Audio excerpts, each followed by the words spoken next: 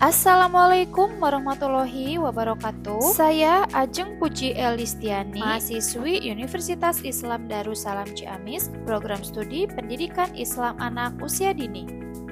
Halo teman-teman pendidik dan orang tua hebat. Hari ini kita akan membahas topik seru dan penting banget, yaitu pengembangan kemampuan bahasa lisan pada anak usia dini. Yuk simak baik-baik video ini. Apa sih kemampuan bahasa lisan itu? Jadi, kemampuan bahasa lisan adalah kemampuan anak untuk menyampaikan pikiran, perasaan, dan keinginannya melalui kata-kata yang bisa dimengerti orang lain. Misalnya, saat anak bilang, "Aku lapar," atau "Aku senang main bola." Kenapa pengembangan bahasa lisan untuk anak usia dini itu sangat penting? Karena anak bisa berkomunikasi dengan orang lain, lalu bisa mengekspresikan apa yang dia rasakan, dan juga bisa menjalin hubungan sosial dengan orang lain atau teman sebayanya.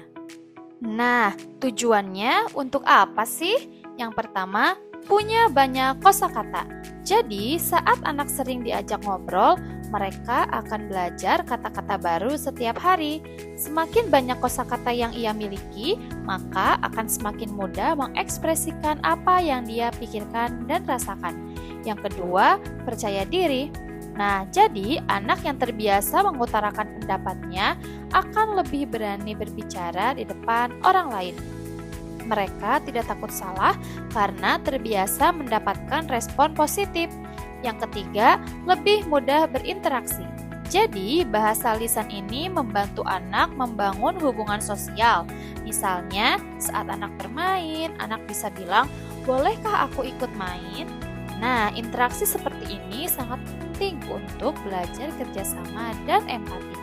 Yang terakhir, siap masuk dunia sekolah formal.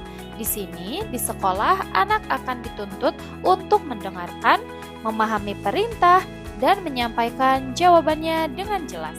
Kalau kemampuan bahasanya baik, maka si anak akan lebih mudah mengikuti pelajaran dan beradaptasi dengan lingkungan baru. Prinsip pengembangan bahasa lisan pada anak usia dini itu harus menyenangkan, bermakna, dan dilakukan terus-menerus. Orang dewasa perlu responsif, serta memberi stimulasi beragam seperti cerita, lagu, dan permainan, agar si anak semangat belajar berbicara. Ada beberapa metode yang bisa digunakan dalam pengembangan bahasa lisan untuk anak usia dini. Yang pertama, bermain peran. Jadi, anak-anak diajak berpura-pura menjadi seseorang, misalnya dokter, guru, atau hewan. Ini membantu mereka belajar sambil bermain dan lebih memahami situasi atau pelajaran yang sedang diajarkan. Yang kedua, bercerita dan mendongeng. Guru menceritakan kisah yang menarik, bisa dari buku cerita atau buatan sendiri. Cerita ini biasanya berisi pesan moral atau pelajaran tertentu yang mudah diingat anak. Yang ketiga, bernyanyi. Menggunakan lagu-lagu sederhana yang berisi pelajaran, seperti lagu tentang angka, huruf, atau kebiasaan baik. Anak-anak lebih mudah mengingat pelajaran lewat lagu. Yang keempat, menggunakan media visual, menunjukkan gambar, video, boneka, atau alat bantu lainnya agar si anak lebih mudah memahami apa yang dijelaskan. Anak-anak lebih tertarik jika ada hal yang bisa mereka lihat langsung. Yang kelima, tanya jawab. Guru memberikan pertanyaan ringan kepada anak-anak dan memberi kesempatan mereka untuk menjawab.